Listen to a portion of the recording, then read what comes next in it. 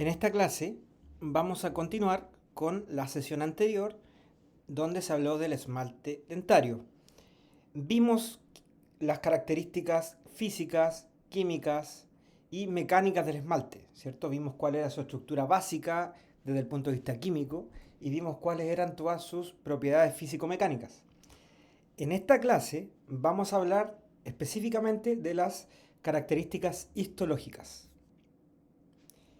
Vimos también que habían varias formas de observar el esmalte dental en un corte histológico. Teníamos, por ejemplo, el uso de cortes por descalcificación, que esto implica quitar el componente mineralizado del tejido y observarlo en el microscopio óptico, obviamente mediante una tinción de hematoxilina y eosina. Sin embargo, como también se vio en la clase, el esmalte dental está compuesto prácticamente en un 96% de mineral. Por lo tanto, al hacer un corte por descalcificación, el esmalte prácticamente no se va a poder observar. En este sentido, la otra opción que tenemos disponible es utilizar un corte por desgaste. ¿Qué significa esto? Que un diente luego de ser extraído, se procede a cortar en el eje longitudinal, por ejemplo, y luego ese corte se adelgaza de tal modo de que quede tan fino que pueda permitir el paso de la luz para que sus estructuras mineralizadas se observen correctamente. Y esta es la mejor técnica para observar el esmalte. Ustedes van a ver en los prácticos de histología que el uso de cortes por desgaste es fundamental, ya que este nos va a permitir observar las estructuras del esmalte, ¿ya? Y en este sentido hablamos de las estructuras histológicas secundarias. ¿Por qué son las secundarias? Porque la estructura primaria era el prisma del esmalte. El problema es que el prisma del esmalte va a ser muy difícil de observar con microscopio óptico. Si bien es posible, pero no es fácil su observación, pero sí hay otras estructuras que sí son de fácil visualización. Y esas estructuras son estas estructuras secundarias que yo les digo, que se van a originar a partir de las estructuras primarias. Es decir, la presencia de prismas del esmalte genera algunas imágenes secundarias. Por ejemplo, cuando los prismas cambian su grado de mineralización, en algunos puntos hay más mineralización que en otros, también hay un cambio en el recorrido de los prismas. Vamos a ver que el prisma no siempre está en sentido completamente perpendicular a la superficie del diente, sino que también hace cambios de dirección. Y esos cambios de dirección se van a ver reflejados como una estructura secundaria. Y por último también tenemos la interrelación que existe entre esmalte y dentina. En esa interfase, en ese límite, vamos a ver también algunas estructuras. En resumen, las estructuras secundarias son las estrías de Rettius, las estriaciones transversales, la línea neonatal, las laminillas del esmalte, los usos adamantinos, los penachos del esmalte, la decusación de los prismas y las bandas de Hunter-Scherer. La idea es que todas las estructuras ustedes las logren identificar en un corte histológico. Por lo tanto, para el práctico que está pendiente, es muy importante que esta clase haya sido vista en detalle. Bien. Vamos a comenzar entonces con las estrías de Rettius. Las estrías de Rettius corresponden a ciertas zonas hipomineralizadas, ¿ya? Que van a estar formadas producto de pequeñas variaciones en la mineralización y se van a observar como bandas de color pardo que se van a ubicar perpendicular respecto a las prismas del esmalte, ¿ya? Recuerden en la clase anterior la dirección de los prismas. Recordemos que los prismas prácticamente tenían una dirección perpendicular a la superficie del diente. Pero esta dirección cambiaba según estábamos hablando de la zona oclusal o de la zona cervical. Ahora, en la zona de las cúspides vamos a ver que las estrías de Rettius van a rodear la dentina. Es decir, tenemos la dentina en la zona de la cúspide y vamos a ver cómo en el esmalte se van a observar estas líneas pardas. Estas líneas pardas que van rodeando la dentina, ¿ya? Y en las zonas laterales Estas van a ir desde la unión amelodentina hacia la superficie. ¿Bien? Es decir, ahí tenemos una diferencia. Vemos que en la zona de las cúspides, la estría de Retius rodea la dentina, pero nunca alcanza la superficie. Sin embargo, en las zonas más laterales, cervicales, vemos cómo la estría llega hasta la superficie del diente. Y ahí va a formar otra estructura secundaria que vamos a ver más adelante. Las estrías también van a ser más abundantes en la zona cervical y van a ser más fácil de ser localizadas también en las zonas cervicales. Como les dije anteriormente, se van a formar luego de que hayan cambios en la mineralización. Es decir, pensemos en el proceso de formación del esmalte. Este se va formando de a capas, una capa, otra capa. Y entre una capa y otra va a aparecer esta zona hipomineralizada que corresponde a la estría de Retius. ¿Ya? Entonces son completamente normales, es algo completamente fisiológico, no es una patología. Y van a marcar, ¿cierto?, los distintos ciclos de mineralización. Esto es equivalente a lo que sucede cuando ustedes cortan un árbol y ven cómo hay estas formaciones como de anillos a nivel de la zona central del tronco, ¿cierto? ¿Por qué? Porque cada anillo va representando un periodo de formación, de crecimiento. Acá es lo mismo, acá cada estría va a representar una pausa en la mineralización. Por lo tanto, como es una pausa, hay una hipomineralización en ese punto. Se dice que como hay una hipomineralización, esa zona podría tener más riesgo de facilitar el paso de una caries. Pero eso es solo un concepto teórico, porque la verdad es que nadie va a decir, mira, esta caries se movió a través de la estría de Retius. Eso no sucede, porque eso es algo muy, muy histológico. ¿Ya? Acá vemos también otro esquema donde se observa cómo en la zona de las cúspides se observan estas líneas. Asumamos que cada color que vemos acá significa un periodo de mineralización. Entonces, un periodo se ve en rojo, luego tenemos una separación. Esa separación es la estría de Retius. Luego tenemos otro periodo que está con amarillo, luego otro periodo que está con verde. Entre un periodo y otro se va a formar esta estría. Bien. Acá tenemos otro esquema donde se observa en un corte longitudinal de un diente cómo la estría nuevamente en la zona de la cúspide no llega hasta la superficie, pero sí en la zona de zonas más de cara libre laterales o más cervicales, sí esta llega a la superficie. Entonces la estría de Retius siempre va a comenzar en la unión amelodentinaria, pero no siempre va a llegar a la superficie. Va a llegar a la superficie solo en las zonas más cervicales. Ahora, cuando llega a una zona cervical, va a generar un surco. Y ese surco es el que se denomina la línea de imbricación. Y entre un surco y otro se va a formar un rodete que es convexo. Se van a formar varios rodetes convexos. Y esos rodetes se denominan los periquematíes. Más adelante vamos a hablar en detalle de cada uno de ellos. Entonces, como les decía, se forma una capa mineralizada. Hay una detención en ese proceso, se forma la estría, se forma esa estría de Retius, y luego viene otra capa, y se forma una nueva estría, y luego otra capa, y así sucesivamente. Y lo que se ve en el esquema se los voy a mostrar ahora en un corte histológico. Esto se observa así, ¿cierto? Estas líneas que en la zona de las cúspides no llegan a la superficie, pero que en las zonas más laterales sí llegan. Acá también se ve cómo en las zonas laterales llegan, pero en la cúspide van rodeando la dentina. Acá tenemos otra imagen donde observamos cómo estas líneas pardas, estas bandas pardas, se observan en el esmalte.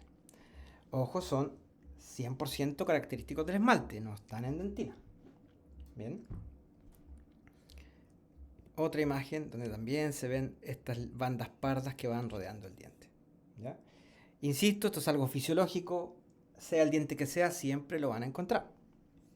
Y acá tenemos también en un corte por microscopía óptica, perdón, microscopía electrónica de barrido, fíjense cómo acá hay un cambio en el patrón de mineralización. Y se ve un poco distinto. Esas son las pausas en la mineralización. Ahí tenemos una, ahí tenemos otra. A mayor aumento, fíjense cómo ahí se ve que la morfología de los prismas es levemente distinta en este punto. ¿Bien? ¿Cuál es la importancia clínica de la estría de Retschus? Se los dije antes.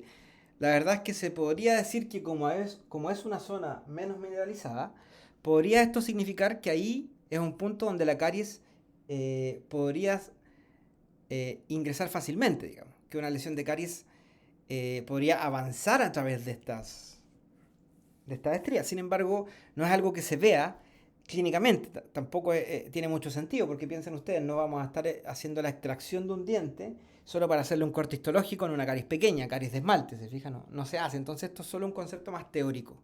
No lo vean tanto como un factor de riesgo de caries, porque además está presente en todos los pacientes. Otra estructura secundaria que vamos a ver es la línea neonatal, que es una estructura secundaria que está muy relacionada con las estrías de Retschus, que son las que vimos anteriormente, porque en realidad es una estría de Retschus, con la diferencia es que es la más pronunciada de ellas. Es la estría de Retschus más prominente, la que más se ve al observar el esmalte en un corte por desgaste. ¿Bien? Y va a representar algo muy especial, que es el momento del nacimiento. Es decir, el momento del nacimiento, desde el punto de vista metabólico, es el momento en que toda la energía está enfocada en el nacimiento. O sea, el mayor consumo energético tiene que ver con el nacimiento. Y ahí la mineralización tiende a detenerse. Y es por eso que ustedes observan acá esta línea, esta estría de Retschus gruesa, que va a representar el momento en que el paciente nació. Ahí se marca con más detalle. Bien. Acá, por ejemplo, en un corte por microscopía electrónica de barrido se observa levemente esta línea. Si hacemos mayor aumento, fíjense cómo la mineralización está diferente en ese punto. Ahora, insisto, es una estría de Retschus, sin embargo, es la estría de Retschus más pronunciada. Más aumento aún, fíjense que en cierto modo la calidad de este mineral es distinto. Es un mineral un poco más débil, que, le insisto, tiene que ver con el momento del nacimiento. Su importancia clínica es bastante similar a la importancia clínica de las estrías de Retschus, que por ese lugar podría ser más susceptible al avance de una lesión de caries. Sin embargo, les insisto, clínicamente no es algo relevante. A nadie le diagnostican caries a través de la línea neonatal. Es un concepto 100% histológico y por tanto 100% teórico desde este punto de vista. No tiene mayor relación con la clínica. Bien, otra estructura secundaria que vamos a ver son las líneas de imbricación. Yo en antes les adelanté un poco a qué correspondían. Recuerden las estrías de Retschus. Estas yo les dije que en la zona de las cúspides rodeaban la dentina, sin embargo en las zonas más laterales estas iban a llegar a la superficie, es decir, se iban a extender desde la unión amelodentinaria hasta la superficie. Ahora, cuando esa estría de Retschus alcanza la superficie, en esta superficie se observa una especie de surco. Este surco, por ejemplo, acá vemos como hay 1, 2, 3, 4 estrías de Retschus formándose 4 surcos, o 3 surcos, perdón. Entre un surco y otro se observa este rodete convexo, que era el que se llamaba periquematía, y cada surco se denomina línea de imbricación. Es decir, las estrías de Retschus están estrechamente ligadas con las líneas de imbricación. Se van a observar principalmente en dientes jóvenes, porque estas especies de rodetes convexos que yo les digo, que son los periquematíes, en pacientes adultos, producto del desgaste fisiológico de los dientes, terminan aplanándose, por lo tanto no se observan. Tal como dice acá, corresponden al punto en que las estrías de Retschus alcanzan la superficie. Y aquí las vamos a marcar con color para que ustedes vean que cada línea marcada con color es una línea de imbricación. Una imagen clínica pueden observar en un paciente muy joven y también en un diente joven estas líneas, ¿cierto? Estas líneas que van a corresponder a las líneas de imbricación.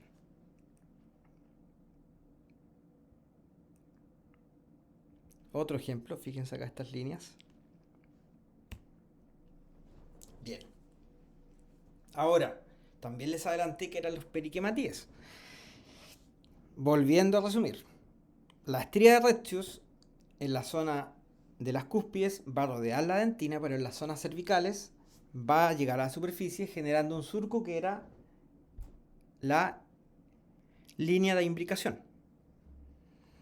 Pero entre dos líneas de imbricación había un rodete convexo. Este rodete convexo es el que se denomina periquematíe, ¿ya? Tal como dice acá en la imagen. Rodetes convexos transversales al eje mayor del diente que van a estar delimitados por las líneas de imbricación. Son más frecuentes en dientes jóvenes porque por el desgaste fisiológico el esmalte tiende a estar liso en pacientes adultos. Marcámoslo acá con color. Ahí tenemos un periquematíe. Ahí tenemos otro periquematíe. Y quien delimita un periquematíe y otro es la línea de imbricación. Y acá tenemos una imagen donde vemos las líneas de imbricación y entre una línea y otra hablamos de un periquematíe. Vean ustedes también cómo en la zona de las cúspides no se observan. ¿Por qué? Porque dijimos también que la estría de Rettius en la cúspide rodeaba la dentina pero no llegaba a superficie. Acá tenemos otra imagen. Estas líneas horizontales que son comunes de ver en dientes muy jóvenes. Acá también las líneas de imbricación. Y les insisto, en la zona de las cúspides no se observan porque ahí están rodeando la dentina sin alcanzar la superficie. Importancia clínica, la verdad es que no tienen mayor importancia clínica. Sí son un indicador de que estamos hablando de un diente joven, ¿ya? Que estos con el tiempo terminen aplanándose producto de el desgaste fisiológico es algo completamente normal. Entonces ustedes van a ver un diente con estos periquematíes y estas líneas de imbricación, pero que con el tiempo se va a ver así. Se va a tender a ver un poco más liso. ¿Bien?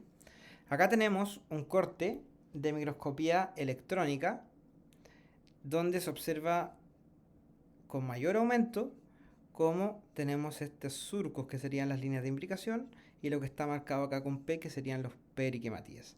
Y fíjense acá, en el corte, cómo se observan los prismas del esmalte llegando a la superficie. Bien. Recuerden que el prisma del esmalte llegaba prácticamente perpendicular a la superficie del diente. Ahí tenemos estas líneas y ahí tenemos un periquematíe y otro. Bien, continuando con las estructuras histológicas secundarias, vamos a ver ahora una estructura histológica que lamentablemente no la vamos a poder observar en el microscopio óptico, como son las estriaciones transversales. Estas corresponden a patrones de aposición, similar a los patrones que hablábamos de las estrías de Rettius. Sin embargo, acá es un patrón de aposición diario. Es decir, cada línea va a representar un día de aposición o mineralización de esmalte. ¿Bien? Tienen un intervalo comúnmente de 4 micras. Fíjense de la dimensión que estamos hablando, solo 4 micras. Acá las observamos, estas líneas oscuras, ¿cierto? Estas líneas más negras que se observan al microscopio electrónico.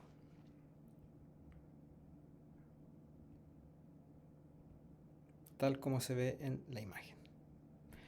Otra de las estructuras que vamos a ver es el penacho del esmalte. El penacho del esmalte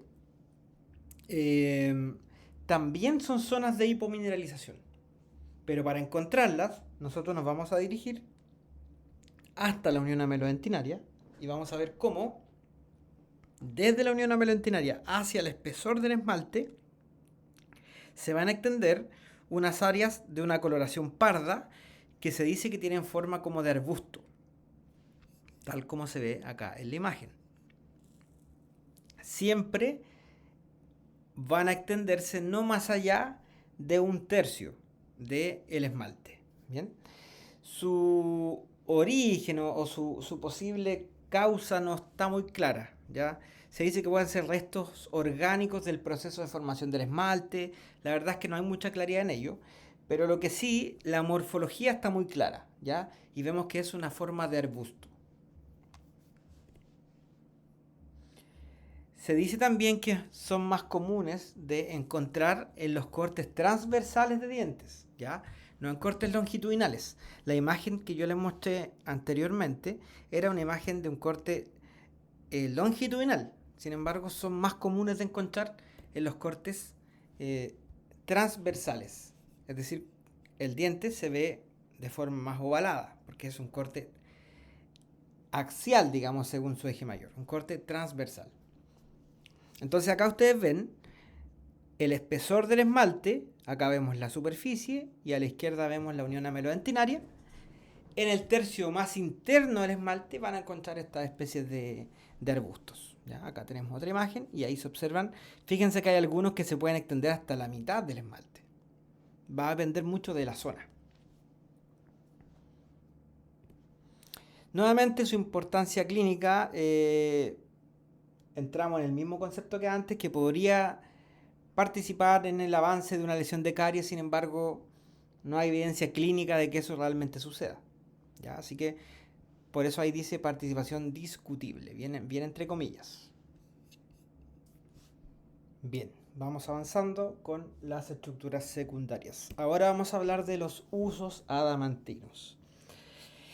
Los usos adamantinos van a ser estructuras que van a tener una forma bien especial, van a parecer una especie de clavos, ¿ya? Clavas de longitud irregular que van a extenderse desde la unión amelodentinaria hacia el espesor del esmalte, pero que a diferencia de los penachos van a tener una extensión bastante menor. Yo les dije que en el penacho podía haber una extensión que podía incluso abarcar hasta un tercio del espesor del esmalte, en otros casos podía llegar hasta la mitad incluso. Sin embargo, acá no, acá tenemos extensión mucho menor, con un máximo de 15 micras.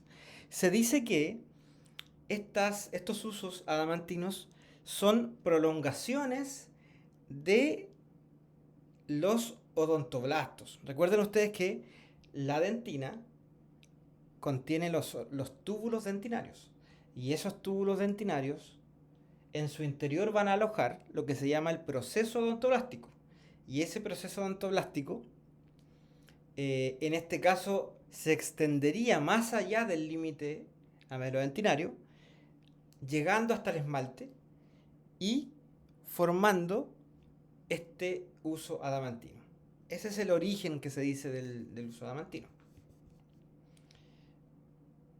Morfológicamente nosotros los vamos a ver siempre desde la unión amelodentinaria y de extensión variable, pero siempre de un tamaño bastante menor a un penacho. En esta imagen se observa lo que yo les explicaba antes, ¿cierto? Que tenemos el odontoblasto, que tiene lo que se llama el proceso odontoblástico que se aloja en el túbulo dentinario. Ahora, este proceso odontoblástico se extiende más allá de la unión amelodentinaria, formando esta estructura con forma de clava que serían los usos adamantinos. ¿Ya? Esa es la explicación del origen de esto. Acá entonces tenemos nuestro corte histológico por desgaste, tenemos el esmalte a la izquierda, la dentina a la derecha, la dentina tiene sus túbulos dentinarios, y si nosotros nos vamos hacia la unión amelodentinaria y hacemos aumento, nos vamos a encontrar con esta especie de clavas, ¿ya? Que en otro corte también lo podemos observar, como estas prolongaciones lineales desde la unión amelodentinaria. A mayor aumento aún, fíjense cómo acá esta imagen nos justifica un poco la explicación que di antes, que esto proviene desde la dentina y se extiende hacia el espesor del esmalte. Respecto a su importancia clínica, debido a que la prolongación odontoblástica del odontoblasto tiene que ver con la transmisión de impulsos, por ejemplo, estímulos como frío, calor, dolor. Debido a que la función de ese proceso odontoblástico es conducir estos estímulos, el hecho de que esta prolongación se extienda en el esmalte, en teoría podría implicar que se transmitan estímulos desde el esmalte hacia la pulpa, algo que clínicamente es muy poco común que suceda. Y es difícil de demostrar, puesto que al estar tan en el límite con la unión amelodentinaria, perdón, nada nos justifica de que ese impulso se está conduciendo en realidad a través de la dentina y no a través del uso de amantino. Por lo tanto, esta explicación clínica también es relativamente cuestionable y es bien difícil de probar, bien difícil de demostrar. ¿Bien? Otra de las estructuras que vamos a ver son las bandas de Hunter-Cheger. Estas no van a representar una estructura anatómica como tal. Son estructuras que en teoría no están ahí, pero que son un efecto óptico producto de el sentido en el que se cortan los prismas al hacer el corte. Vamos a ver que, tal como se vio en la clase anterior, los prismas tienen distinta dirección si estamos hablando de la cúspide y si estamos hablando de la zona más cervical. Por lo tanto, los prismas van sufriendo cierto cambio de dirección mientras más nos vamos acercando a la zona cervical del diente. Ese cambio de dirección de los prismas va a generar un efecto óptico que es solo visible en el microscopio óptico, porque como les digo, no es una estructura anatómica, es un efecto óptico, donde vamos a ver bandas claras y bandas oscuras en el espesor del esmalte. Las bandas claras las vamos a llamar parazonas y las bandas oscuras las vamos a llamar diazonas. En esta imagen se están marcando estas líneas, ¿ya? Fíjense acá, en un corte longitudinal de un diente, cómo se observan estas bandas claras y oscuras. ¿Bien? Les insisto, esto es netamente un efecto óptico. Hay una alternancia, ¿cierto? Tenemos una banda clara, una banda oscura, una clara, una oscura. Si yo les pregunto en la prueba, ¿las bandas de Hunter-Cheger son realmente una estructura anatómica? La respuesta es que no. No existen como tal, sino que solo se ven por la técnica con la que nosotros pretendemos visualizar nuestro diente, que es con una técnica con un microscopio de luz. Y el hecho de que haya una luz, eso altera un poco la forma en que nosotros logramos ver la estructura.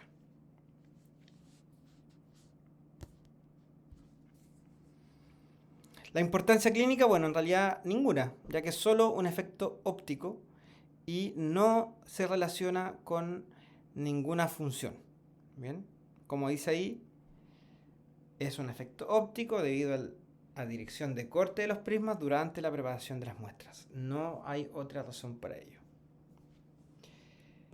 Otra de las estructuras, ya van quedando menos, son las laminillas del esmalte, que son estas especies de microcracks o fisuras que ustedes van a observar en el espesor del esmalte, algunas de ellas totales, completamente totales, es decir, que abarcan todo el espesor del esmalte, y otras que son parciales, que van desde la superficie, pero no llegan hasta la profundidad, es decir, no llegan hasta la unión amelodentinaria. Ahí tenemos marcada una de ellas, ahí tenemos otra. También se le llaman microfisuras o cracks y son formaciones que en realidad son fallas, ¿ya?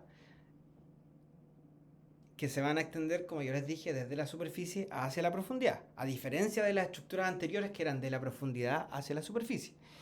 Vamos a tener las primarias, que estas son laminillas que se originaron durante el proceso de formación del diente, y las secundarias, que se produjeron durante el momento en que el diente estuvo en funcionalidad.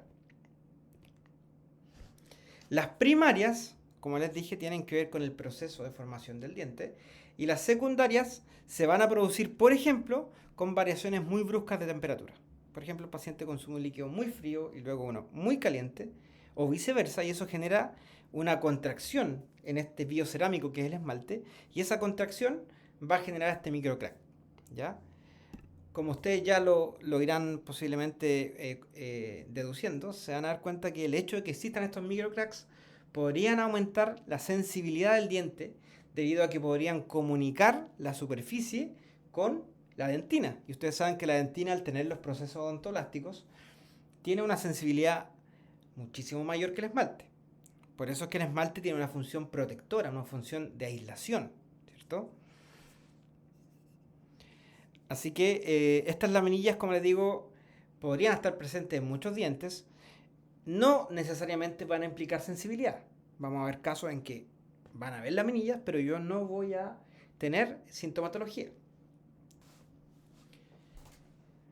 Bien, vamos entonces con otra estructura que serían la decusación de los prismas, ¿ya?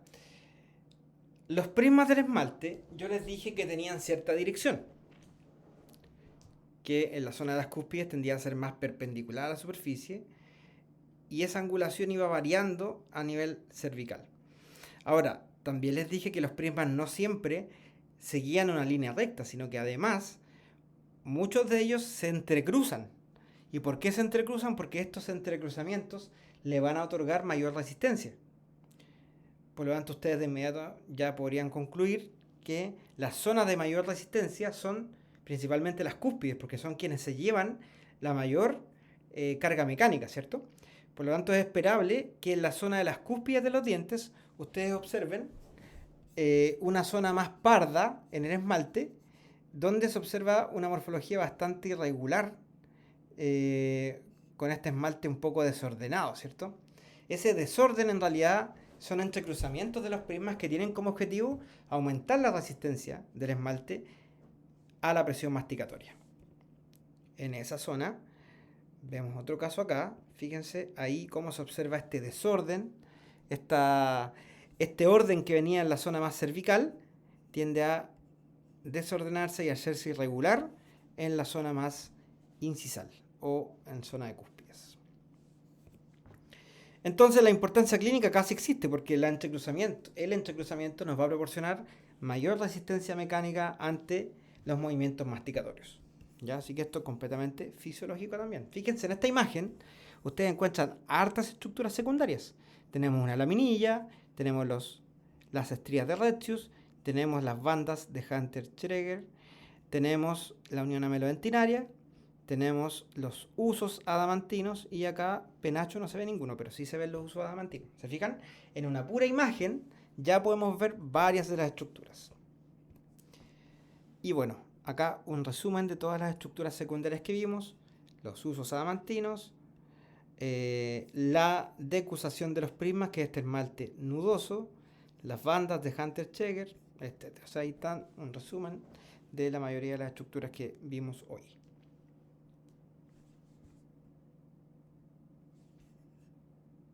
Ahora bien, algo que también tenemos que ver del esmalte tiene que ver con su superficie. Recordemos que el esmalte, una vez que el diente erupciona, ¿ya?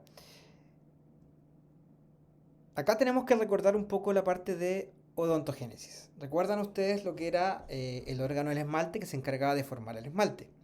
Ese órgano termina degenerando, pero mantiene unas hileras de células que van a cubrir el esmalte una vez que existe la erupción dentaria. O sea, el esmalte va a erupcionar y va a tener una capita superficial que lo va a cubrir, que es lo que se llama la cutícula del esmalte, que luego de la erupción, cuando comienza el desgaste fisiológico, se va a transformar en la película secundaria. Y esa película secundaria es quien va a alojar el biofilm, que más adelante ustedes lo van a ver en cariología muchas veces. Entonces esta película primaria que yo les digo, que es la película que cubre el esmalte en el momento de la erupción, es la última secreción de los ameloblastos y va a desaparecer cuando el diente entra en oclusión. Por el desgaste mecánico, esta cutícula va a desaparecer y va a ser reemplazada por esta película secundaria. Esta película secundaria va a cubrir el esmalte, es decir, en un paciente normal, no en un diente en un laboratorio, sino que en un paciente, si yo hago la extracción del diente y no lo limpio, el esmalte nunca va a estar expuesto a la superficie directamente, sino que siempre va a estar con una película secundaria en su superficie. ¿Bien? Esta película va a estar compuesta por un precipitado de proteínas salivales, algunos elementos inorgánicos, restos bacterianos, etc. Y sobre ella, sobre esta película, se va a formar la placa bacteriana también llamada el biofilm. Sobre ella, ya no es que sea en ella, sino que sobre ella ahí se va a adherir este biofilm. Bien. Otro de los elementos que tenemos que ver es la unión amelodentinaria, es decir, la unión entre esmalte y dentina. Esto ustedes ya lo deben manejar a la perfección, pero ustedes saben que el esmalte solo está presente en la corona del diente, no hay esmalte en la raíz. Pero hay una unión que va a ser la conexión entre el esmalte y la dentina. Así como nosotros adherimos materiales en los dientes, acá también hay una superficie que hay una cierta adhesión, ¿cierto? Porque son dos materiales que tienen incluso orígenes embriológicos diferentes. Recordemos que el esmalte deriva de el epitelio interno del órgano del esmalte, que finalmente es un derivado del ectodermo, a diferencia del complejo pulpo-dentinario, que en realidad deriva de la papila, que es un tejido ectomesenquimático. Entonces tenemos dos biomateriales de distinto origen, pero que van a estar firmemente conectados. ¿Bien? Ahora, esta conexión, esta unión, es bastante importante estudiarla porque nos va a dar algunos principios de cómo hay adhesión en los tejidos biológicos. Y esta adhesión nosotros siempre la vamos a querer replicar en nuestros tratamientos rehabilitadores, por ejemplo. Bien. La unión amelodentinaria entonces se va a definir como la zona de unión o la interfase entre esmalte y dentina, y su morfología se describe como festoneada. Ahora, si yo miro esta imagen, todos ustedes me van a decir, no, es lisa. Claro, es lisa, pero en un corte de este tipo. Pero cuando hablamos de un festoneado nos referimos a un festoneado más microscópico, ¿cierto? O sea, a mucho mayor aumento se observa este festoneado. Y esta morfología de festoneado en realidad tiene una función, que es aumentar la superficie de contacto para brindar mayor superficie para la adhesión y la retención. Entonces, ahí ustedes ven una línea, pero si hacemos más aumento, nos encontramos con estas formaciones festoneadas, donde hay como una fosa y una cresta. Una fosa y una cresta. ¿Ya? Si lo llevamos a un esquema bastante sencillo, bastante simplificado, vamos a ver que un prisma del esmalte se va a insertar en esta estructura. O sea, la unión amelodentinaria en realidad es una estructura. No es solo donde no está solo limitado por esmalte y dentina, sino que hay una estructura que une el esmalte con la dentina. Se ha definido que esto es un modelo que brinda una unión mecánica funcional. Es decir, hay una estructura reticular, ¿bien? Una estructura reticular llena de cavidades limitadas por distintas crestas. Y estas cavidades van a alojar los prismas del esmalte por un lado y por el otro lado van a tener una unión con la dentina. De la forma como se muestra acá. Fíjense a mucho mayor aumento cómo se observan estas cavidades, estas fosas donde se va uniendo el esmalte. Veamos esta otra imagen donde tenemos dentina por abajo, esta fosa y estas crestas, y el esmalte por arriba generando esta unión. O sea, es un método para conectar dos tejidos, ¿ya? Es bastante más complejo de lo que uno podría pensar. Uno piensa que es solo una interfaz entre un material y otro, pero en realidad hay una estructura interna ahí. Entonces, la altura de estas prolongaciones, de estas crestas, va a ser mayor en zonas de mayor carga mecánica, como en las zonas oclusales o incisales, y la altura va a ser menor en zonas cervicales. Es decir, estamos en presencia de un sistema adhesivo perfecto, ¿cierto? Que se adapta a al requerimiento mecánico. Obviamente, entonces, su gran aplicación clínica es dar soporte mecánico y cierta amortiguación para conectar dos tejidos que son esencialmente distintos. Por un lado, un esmalte que es muy rígido, que es duro, ¿cierto? Que es rígido, que tiene gran tendencia a la fractura, con un tejido subyacente que tiende a ser menos rígido, más flexible, y que la conexión entre ambos tejidos permite que tengamos dientes que sean relativamente difíciles de fracturar. Bueno, todo lo que vimos en esmalte en realidad tiene una gran aplicación clínica. Me interesa ver algunas imágenes donde vamos a aplicar un poco lo que conocimos en esta clase, en la clase anterior como en esta, acerca del esmalte dentario. Tenemos, por ejemplo, la caries dental, la gran patología que nosotros como dentistas vamos a observar durante nuestra profesión, que en realidad la caries va a comenzar siempre en el esmalte, la caries no va a comenzar en la dentina, es el esmalte el que se ha afectado primero, y eh, este esmalte se va a ver diluido, ¿ya? ¿Quién lo va a diluir? El ácido que proviene de las bacterias. ¿Y por qué las bacterias botan ácido? Porque las bacterias cuando metabolizan azúcar liberan ácido como resto metabólico. Y ese ácido diluye la superficie del esmalte. Entonces en realidad cualquier ácido que contacte el esmalte podría generar pérdida de mineral. Por eso es que el jugo de limón en exceso, todas esas cosas no se recomiendan porque podrían producir que se vaya erosionando el esmalte dental. Tenemos la caries, ¿cierto? La caries que tiene una progresión y sabemos que esa progresión podría tener relación con algunas zonas hipomineralizadas, ¿cierto? Yo les dije que esto era más bien teórico, eso sí, no es tan clínico. También tenemos el hecho de que si yo tengo una caries de esmalte, en primer lugar esa caries no va a doler. ¿Por qué no va a doler? Porque el esmalte no tiene inervación. Y también ustedes van a ver en cariología que las caries del esmalte no se tratan con una restauración, no es necesario cavitarlas. ¿Por qué? Porque el esmalte tiene un mecanismo de remineralización, que mediante el uso de flúor voy a generar dos cosas. En primer lugar, voy a hacer que haya un equilibrio iónico tal que no permita la disolución o la dilución del esmalte. Y por otro lado, vamos a reemplazar los cristales de hidroxiapatita por unos de fluoroapatita que en teoría son menos susceptibles al ataque ácido. Ahí tenemos más aplicaciones. Ya se los dije, la ingesta excesiva de cítricos o ácidos van a ir haciendo que este esmalte pierda mineral. Entonces, les insisto, acá tenemos el fundamento base de por qué las caries causan daño o por qué el metabolismo del azúcar causa daño en el esmalte y en la dentina también.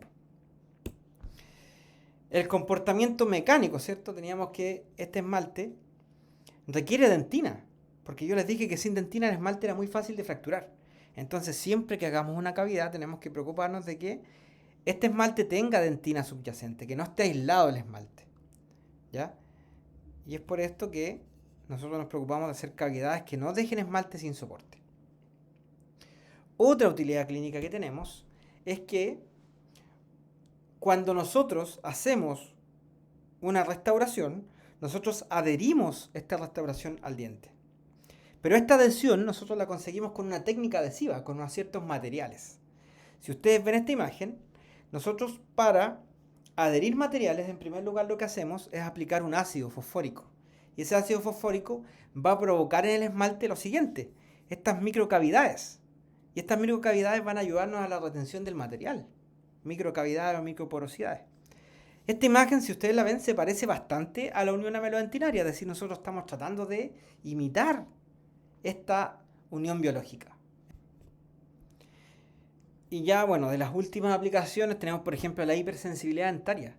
¿Por qué puede haber hipersensibilidad? Bueno, porque posiblemente se perdió esmalte. Y el esmalte yo les dije que era un muy buen aislante. Entonces, si no hay esta aislación dada por el esmalte, por pérdida del esmalte, el paciente posiblemente tenga sensibilidad, tenga más dolor en el diente. Bien. Fíjense, la clase anterior hablamos un poco de color del esmalte, hablamos un poco de translucidez, de las distintas características físicas.